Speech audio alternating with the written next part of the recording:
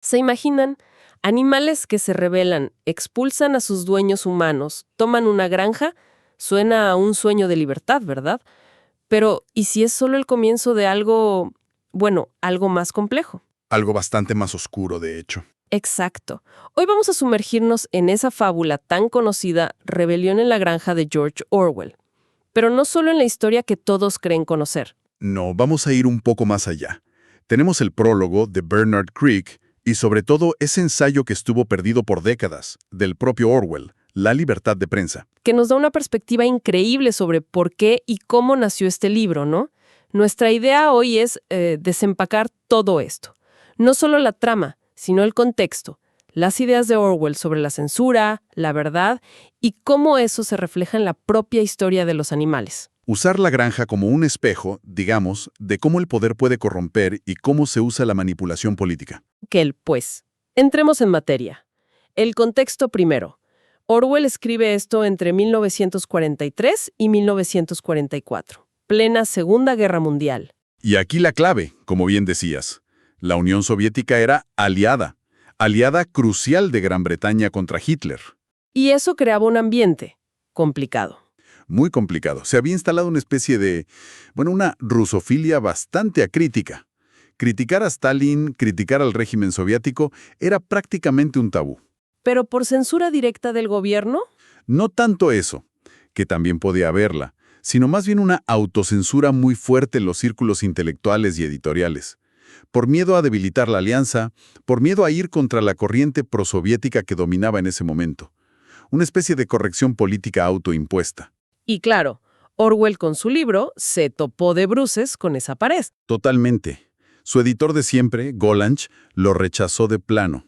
Dijo que era políticamente inaceptable. Así, directamente anti-Stalin. Increíble. Y no fue el único. Jonathan Cape, otro editor, reconoció que era magnífica, pero la consideró impolítica. Incluso consultó al Ministerio de Información. Sí, hay una carta famosa donde Cape expresa su preocupación, porque usar cerdos como la clase dirigente podía ofender a los rusos. O sea, a ese nivel llegaba la autocensura. Es que suena casi cómico ahora, pero era la realidad. Y hasta T.S. Eliot, nada menos, en Favor and Favor. Eliot también. Elogió la calidad literaria, la comparó con Swift, pero dudó de su punto de vista. Dijo que no era apto para criticar en el momento presente la situación política. Fascinante. Que un clásico como este casi no viera la luz por ese conformismo. Exacto. Y fíjate que esto conecta perfectamente con ese ensayo que mencionamos antes, La libertad de prensa, que Orwell escribió como prólogo, pero que no se publicó hasta mucho después. ¿Y qué decía básicamente? Pues Orwell ahí es demoledor. Argumenta que la mayor amenaza para la libertad de expresión en Inglaterra en ese momento no venía tanto del gobierno, sino de la propia intelectualidad, de lo que él llama la cobardía intelectual. La autocensura voluntaria. Precisamente, el miedo a la opinión pública, a no encajar en la ortodoxia del momento, en este caso la prosoviética. El miedo a decir cosas impopulares. Y daba ejemplos muy claros, ¿no? Como el silencio sobre el papel de Trotsky. Exacto. O cómo se trataba el caso de Mikhailovich frente a Tito, o la supresión de libros críticos con Stalin. Él señalaba esa paradoja tremenda. Se podía criticar a Churchill, que era el líder británico en plena guerra. Claro. Pero a Stalin, el aliado, era intocable. Su definición de libertad era potente, el derecho a decirle a la gente lo que no quiere oír. Esa es la esencia.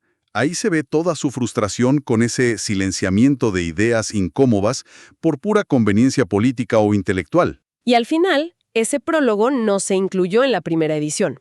¿Por qué crees? Bueno, es una especulación, pero quizás Orwell, o el editor final, pensaron que sin ese prólogo tan directo, la fábula ganaba en universalidad, que no quedara solo como un ataque a Stalin o una crítica a la situación inglesa del momento. Que trascendiera ese contexto específico. Exacto.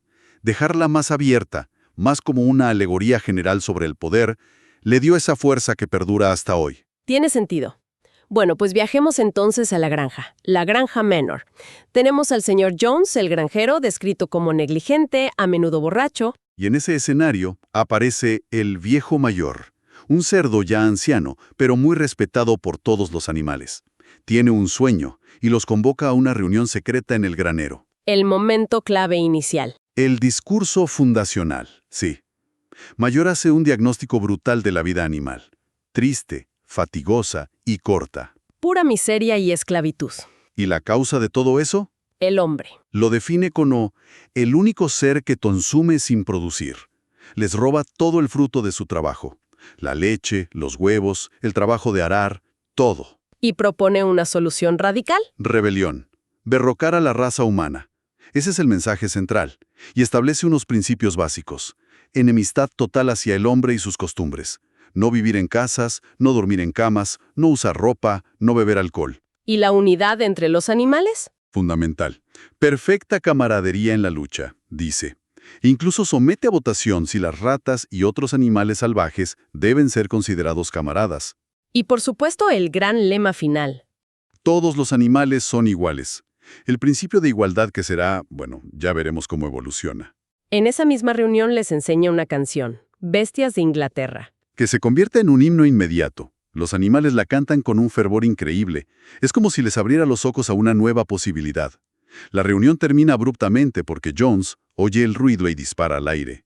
El viejo mayor muere pocos días después, pero la semilla ya está plantada. Sí, la idea de la rebelión ya está ahí. Y el liderazgo intelectual, digamos, pasa a otros cerdos, principalmente a 3. Snowball, Napoleón y Squealer. Exacto. Snowball es descrito como más vivaz, ingenioso, buen orador. Napoleón es más grande de aspecto fiero, más reservado, pero con una habilidad especial para salirse con la suya. ¿Y Squealer? Ah, Squealer, un cerdo pequeño y gordo, muy ágil, con una voz chillona pero increíblemente persuasivo, un maestro de la retórica y la propaganda, como veremos. Ellos 3 toman las ideas de Major y las desarrollan en un sistema de pensamiento, el animalismo. Pero no todos los animales se suman con el mismo entusiasmo al principio, ¿no? No, claro, hay dudas. Algunos sienten lealtad hacia Jones a pesar de todo. La yegua Molly, que es muy coqueta, pregunta si seguirá habiendo azúcar y si podrá llevar cintas en la crin. Quiere mantener sus pequeños lujos. Exacto. Y luego está Moses, el cuervo domesticado por Jones, que les cuenta historias de Monte Azúcar, un paraíso celestial al que van los animales al morir. Una especie de distracción religiosa. Pero la mayoría sí se convence, sobre todo por la fe ciega de algunos. Sí, los caballos de tiro, Boxer y Clover, son el ejemplo de la lealtad y la fe incondicional. No entienden muy bien los detalles del animalismo, pero confían en los cerdos. Boxer, de hecho, adopta su primer lema personal: trabajaré más fuerte. Y entonces llega la rebelión. ¿Cómo ocurre exactamente? Pues casi por accidente, o más bien por la negligencia de Jones. Un día se emborracha tanto que se olvida por completo de alimentar a los animales. El detonante final. El hambre. Los animales desesperados rompen la puerta del almacén y empiezan a comer por su cuenta. Jones y sus hombres se despiertan e intentan echarlos a latigazos. Pero esta vez, los animales responden. sí, de forma espontánea, casi sin planearlo, se revuelven todos juntos contra los humanos. Los muerden, los cocean, y en cuestión de minutos, Jones y sus hombres huyen despavoridos. La granja es suya. Increíble. Una revolución casi. Ni improvisada. En cierto modo sí. Y esto ya nos dice algo importante, ¿no? A veces, los sistemas opresivos no caen solo por la fuerza organizada de la oposición, sino también por su propia decadencia, su propia ineptitud y negligencia. Es verdad. Y la euforia que sigue debe ser tremenda. Total. Los animales recorren la granja incrédulos de que sea suya. Destruyen todos los símbolos de su esclavitud. Los látigos, las cadenas, las anillas de los hocicos, los cuchillos. Es un momento de catarsis colectiva. Absolutamente. Después, deciden preservar la casa de Jones como museo. Acuerdan no vivir allí. Renombran la granja como Granja Animal. Y Snowball, que había aprendido a leer y escribir, pinta los 7 mandamientos del animalismo en la pared del granero. Los principios fundamentales que regirían la nueva sociedad. Los recordamos brevemente. Claro, eran: 1. Todo lo que camina sobre 2 pies es enemigo. 2. Todo lo que camina sobre 4 patas o tiene alas es amigo. 3. Ningún animal usará ropa. 4. Ningún animal dormirá en una cama. 5. Ningún animal beberá alcohol. 6. Ningún animal matará a otro animal. 7. Todos los animales son iguales. Ahí están. Las reglas de oro. Pero, justo después de escribirlos, ocurre algo pequeño, casi insignificante, pero que resulta ser una señal. La leche. Mientras los animales van a empezar la cosecha, las vacas, que no habían sido ordeñadas, muguen. Los cerdos las ordeñan rápidamente. Pero cuando vuelven de trabajar, La leche ha desaparecido. Exacto. Un pequeño misterio que pronto se resuelve. Y aquí empezamos a ver las primeras sombras, ¿no? Sí, porque pronto se sabe que la leche y poco después las manzanas que caen del huerto no se reparten entre todos, se destinan exclusivamente para los cerdos. ¿Y cómo justifican eso? Ya se está rompiendo el principio de igualdad. Ahí entra en escena Squealer con todo su talento, convoca a los animales y les explica, con mucha palabrería y supuestos datos científicos, que los cerdos necesitan la leche y las manzanas para mantener su salud y sobre todo para su trabajo cerebral. El trabajo de dirigir la granja. Eso dice él. Argumenta que es por el bien de todos, porque si los cerdos fallan por falta de nutrición, Jones podría volver. Ah, el miedo. La primera gran herramienta de manipulación. la primera de muchas, utiliza el privilegio disfrazado de necesidad y agita el fantasma del enemigo exterior para justificar la desigualdad. Y funciona. Los animales, aunque algunos murmuran, lo aceptan. Mientras tanto, en esos primeros tiempos, la granja parece funcionar bien, ¿no? Sí, al principio hay un gran espíritu de cooperación. La primera cosecha es un éxito tremendo, la más grande que la granja había conocido. Los animales trabajan duro, pero sienten que trabajan para ellos mismos. Y Boxer sigue siendo el ejemplo. Boxer es una inspiración para todos, con su fuerza y su lema «Trabajaré más fuerte». Pero ya se nota la diferencia. Los cerdos no trabajan físicamente, dirigen, supervisan, usan sus conocimientos superiores. Ahí se empieza a sentar la jerarquía. De forma muy sutil al principio. Se establecen rutinas, la asamblea de los domingos para debatir y votar resoluciones, el izado de la bandera, verde con una pezuña y un cuerno, los comités que organiza Snowball para educar a los otros animales. ¿Y funcionan esos comités? Con éxito muy variable. Algunos animales aprenden a leer un poco, otros nada. Y ante la dificultad de que todos memoricen los 7 mandamientos, Snowball los reduce a una máxima más simple. 4 patas sí, 2 pies no. Exacto. Que las ovejas adoptan con un entusiasmo, bueno, un poco borreguil. Se pasan el día avalando esa consigna y a menudo interrumpen las discusiones o los discursos de Snowball con sus balidos. Otra forma de simplificar y quizás de acallar el debate, ¿no? Sin duda. La simplificación excesiva puede ser peligrosa. Y mientras Snowball está con sus proyectos educativos y organizativos, Napoleón, Napoleón va a lo suyo. sí, actúa de forma más discreta pero efectiva. Se interesa poco por los comités de Snowball, pero cuando nacen 9 cachorros, se los lleva diciendo que él se encargará de su educación. Los aísla del resto. Nadie sabe muy bien qué está tramando. Mientras, ¿qué pasa fuera de la granja? ¿Cómo reaccionan los otros granjeros? Al principio miedo y burla. Los 2 vecinos principales, el señor Pilkington, de Foxwood, una granja grande pero descuidada, y el señor Frederick, de Pinchfield, más pequeño pero más astuto y agresivo. ¿Representando quizás a Inglaterra y Alemania? Posiblemente. Pues ellos, al principio, ridiculizan la idea de una granja manejada por animales. Luego empiezan a difundir rumores horribles, que practican el canibalismo, que se torturan unos a otros. Pero a la vez, la canción Bestias de Inglaterra se extiende como la pólvora por otras granjas. La idea de la rebelión animal empieza a contagiar. Y eso lleva al primer enfrentamiento serio. La batalla del establo de las vacas. Jones, con ayuda de otros hombres, intenta recuperar la granja por la fuerza.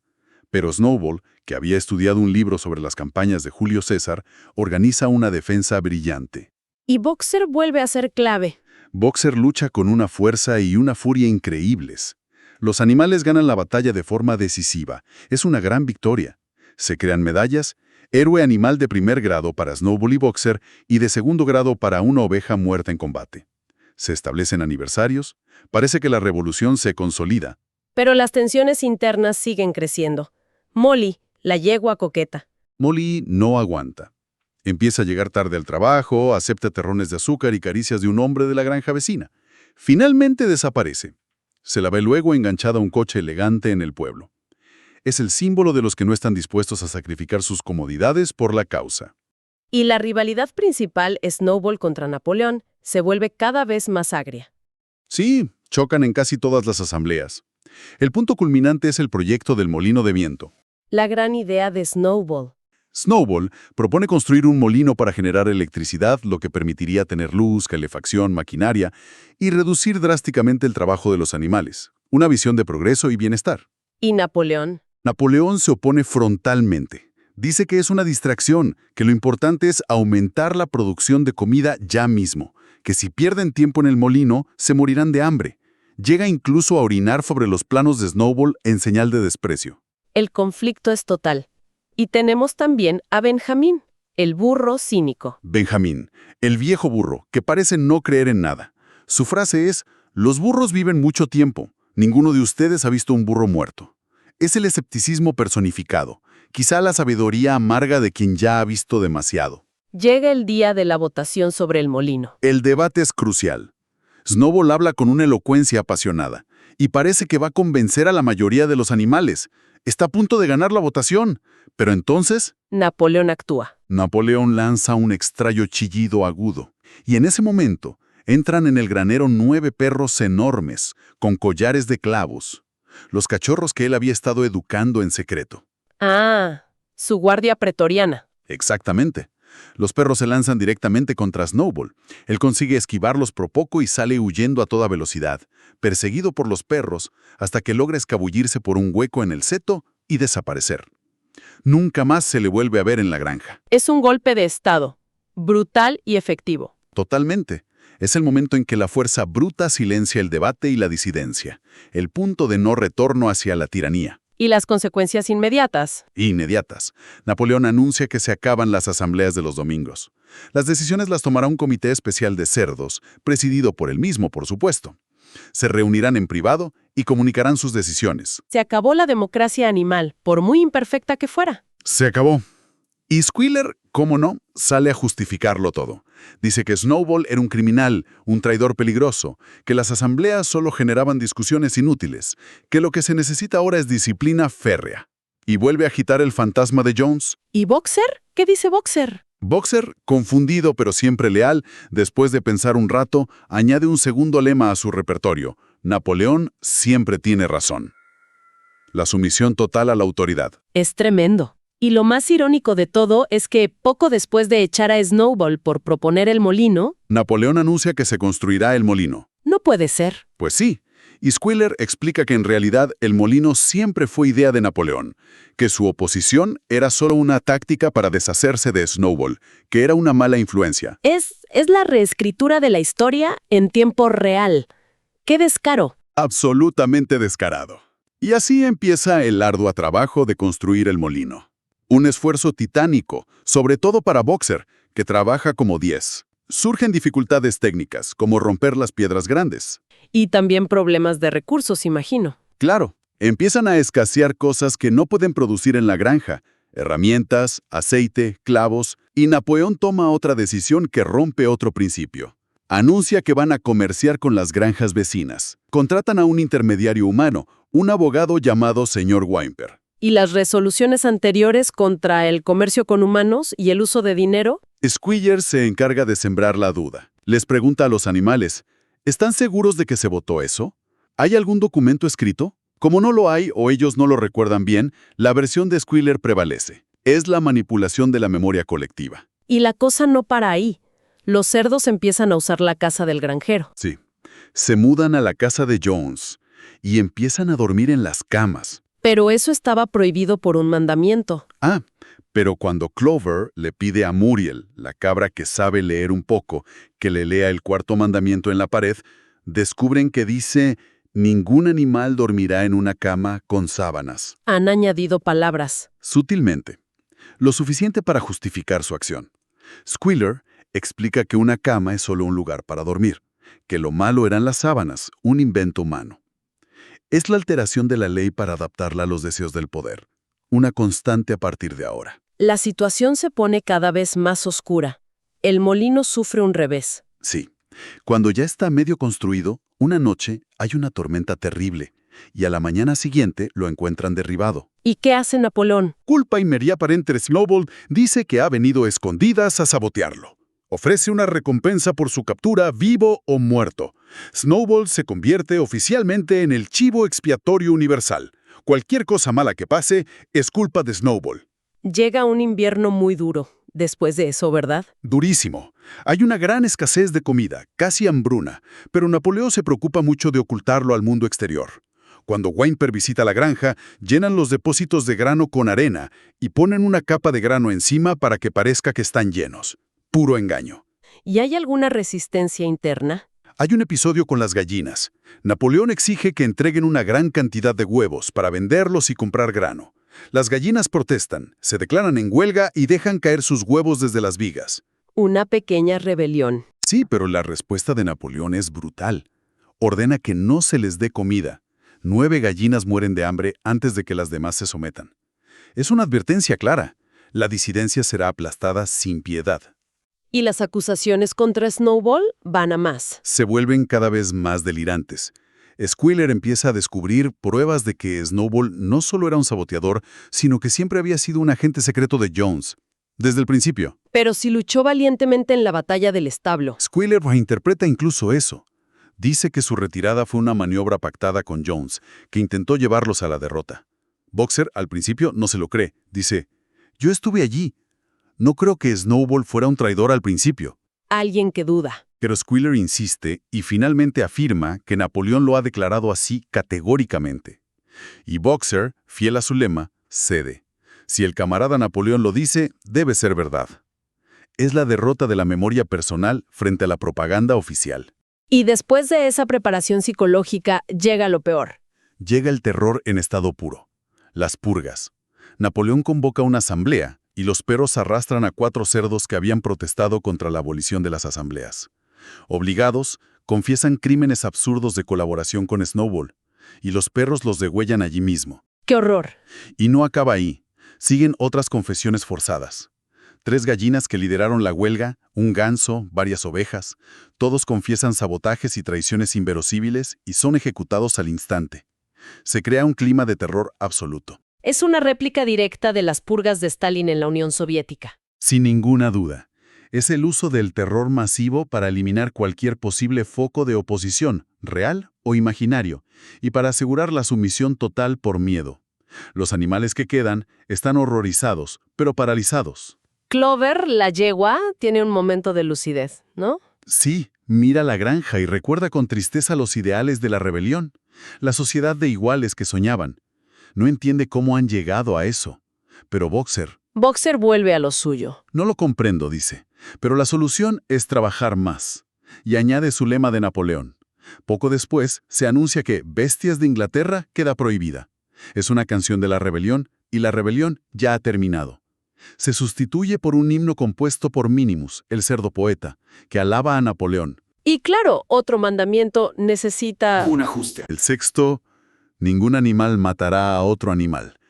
Ahora dice, ningún animal matará a otro animal sin motivo. Esa pequeña añadidura que lo cambió todo. La vida sigue empeorando para la mayoría. Sí, las raciones disminuyen, el trabajo aumenta, excepto para los cerdos y los perros, claro. Squealer sigue leyendo listas de cifras que supuestamente demuestran que todo va mejor que con Jones, pero nadie lo siente así.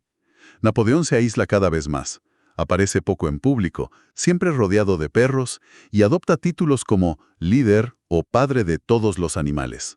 La propaganda es constante. Luego viene el asunto de la madera. Sí, Napoleón negocia con sus 2 vecinos, Frederick y Pilkington, jugando a 2 bandas para subir el precio. Finalmente, decide venderla a Frederick, a quien antes había denunciado como enemigo terrible. ¿Y la venta va bien? Al principio parece un gran triunfo. Frederick paga un buen precio, pero poco después descubren que los billetes son falsos. Napoleón ha sido estafado. ¡Qué humillación! Y lo peor es que, casi inmediatamente, Frederick y sus hombres atacan la granja con armas de fuego.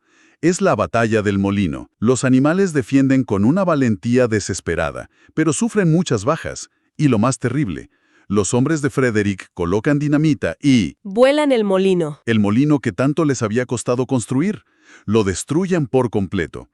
Los animales consiguen expulsar a los invasores, pero es una victoria pírrica, sangrienta. Muchos están heridos, muertos. ¿Y cómo reaccionan los cerdos? Organizan una celebración espontánea de la victoria. Disparan la escopeta, dan discursos, pero el ánimo de los animales está por los suelos. Y esa misma noche, los cerdos encuentran una caja de whisky en la bodega de la casa. Y se emborrachan. Se oyen cantos y peleas desde la casa. A la mañana siguiente, corren rumores de que Napoleón se está muriendo. Pero solo era la resaca. Poco después, se ve a Squealer de noche, con una escalera y un bote de pintura, cerca de la pared de los mandamientos. Alterando otro. El quinto. Ahora dice, ningún animal beberá alcohol en exceso. La ley siempre adaptándose a conveniencia de la élite gobernante. Y mientras tanto, Boxer, el héroe incansable, Boxer, aunque ya no es joven y se hirió en la batalla, trabaja como nunca en la reconstrucción del molino. Su fuerza parece disminuir, pero su voluntad no. Quiere verlo terminado antes de jubilarse. pero la desigualdad ya es descarada, ¿no? Totalmente. Los cerdos empiezan a fabricar cerveza para ellos. Los lechones de Napoleón tienen una escuela separada. Se ordena que los demás animales se aparten cuando se crucen con un cerdo. Se organizan demostraciones espontáneas semanales, que son desfiles obligatorios para celebrar los triunfos de la granja. Pura fachada. Sí, se proclama la granja como una república y se elige presidente. Napoleón es el único candidato. Y curiosamente, en esa época reaparece Moses el Cuervo. ¿Y qué cuenta ahora?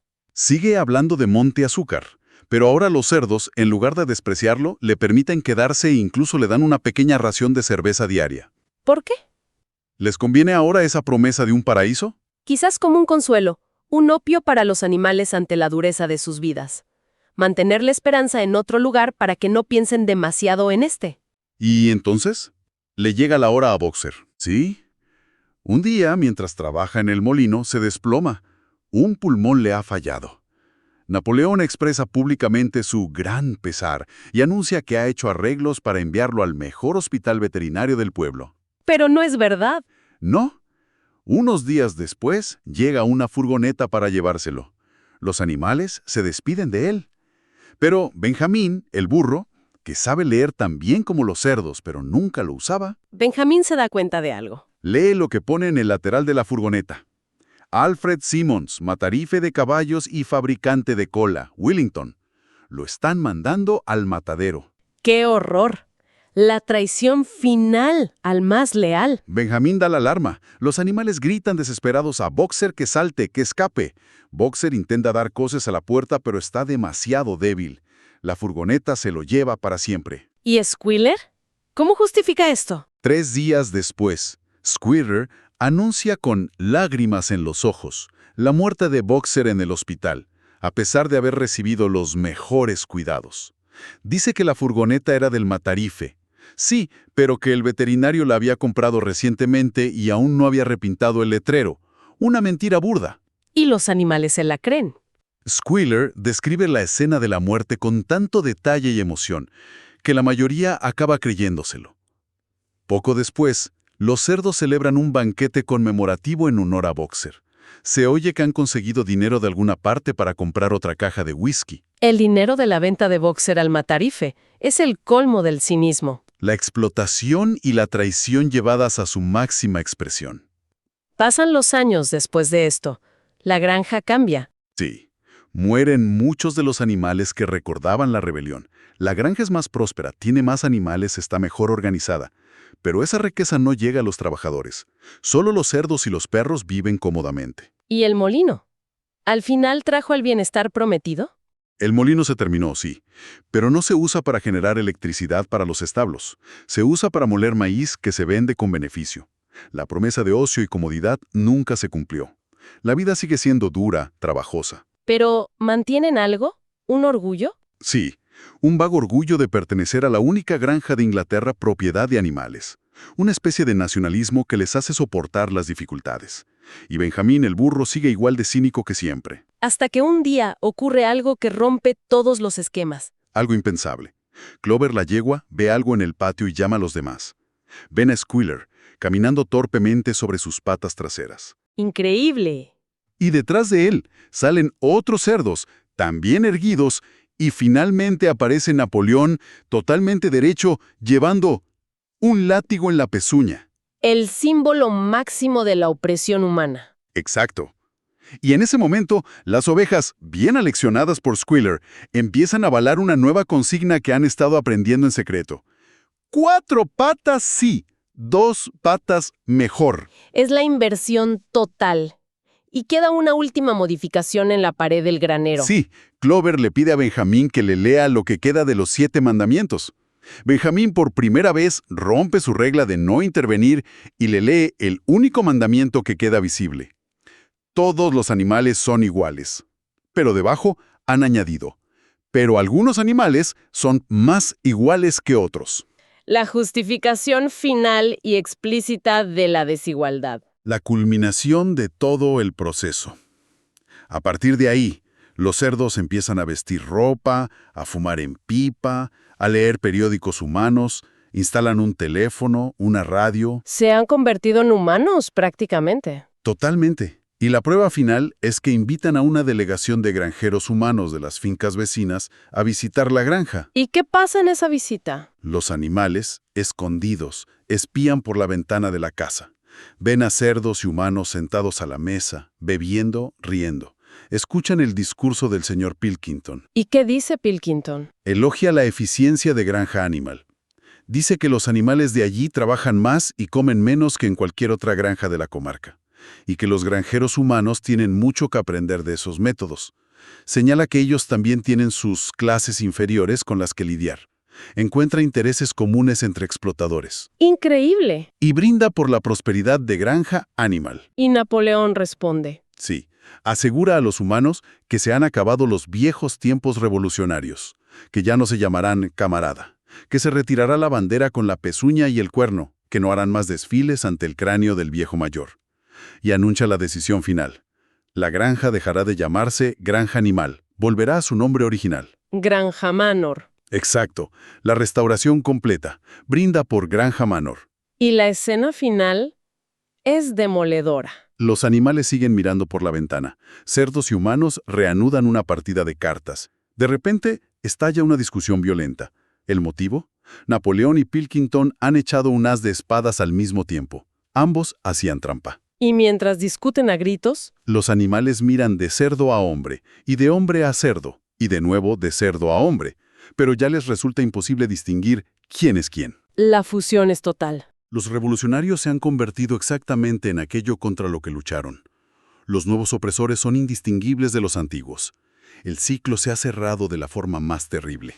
Uf, es un viaje devastador el que nos propone Orwell.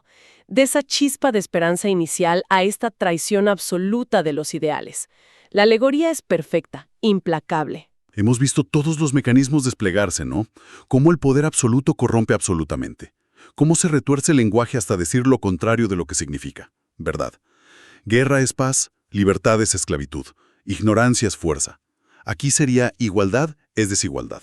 Cómo se reescribe la historia constantemente para justificar el presente y borrar las verdades incómodas. Y cómo la apatía, el miedo, la falta de memoria crítica, la fe ciega en el líder, cómo todo eso permite que la tiranía se instale y se perpetúe. Y aunque la inspiración directa fuera la Rusia estalinista, la fuerza del libro es que esa dinámica, no es exclusiva de un lugar o una época. Para nada. Esos mecanismos de manipulación, de creación de chivos expiatorios, de justificación de la desigualdad, de concentración de poder, siguen vigentes, lamentablemente. Quizás esa es la gran advertencia del libro. Yo creo que sí. Y tal vez la reflexión final que nos deja esta inmersión en la granja es precisamente esa. La transformación fue gradual, casi invisible para muchos de los animales hasta que ya fue demasiado tarde. Cada paso se justificaba, cada norma se doblaba un poquito, siempre con una excusa, una amenaza, una promesa. Exacto. Y te lleva a preguntar, ¿no habrá procesos similares quizás más sutiles en nuestro propio entorno? Señales a veces normalizadas de cómo se erosionan principios, se manipula la información, se concentra el poder. Señales que quizás vemos pasar sin conectar los puntos.